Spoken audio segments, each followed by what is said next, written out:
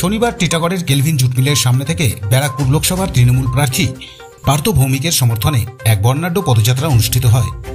এই পদযাত্রায় উপস্থিত ছিলেন ব্যারাকপুরের বিধায়ক রাজ চক্রবর্তী সহ ব্যারাকপুর ও টিটাগড়ের তৃণমূলের প্রমুখ কার্যকর্তারা।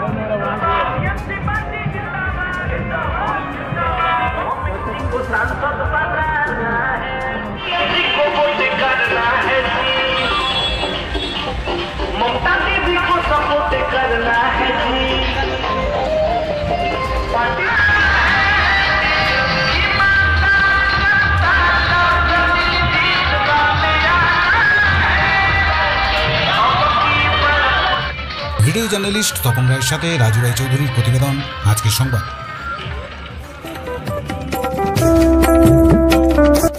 এ পাল জুয়েলার্স সঠিক ও খাঁটি গ্রহরত্নের একটি বিশ্বস্ত প্রতিষ্ঠান।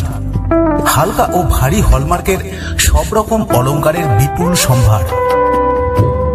অর্ডার অনুযায়ী মনোহরা গ্রহরত্নের অলংকার প্রস্তুত করাতে এখনই যোগাযোগ করুন এ পাল জুয়েলার্সে। এ পাল জুয়েলার্স, 11 সঞ্জীব চ্যাটার্জি রোড, নৈহাটি, উত্তর 24 পরগনা।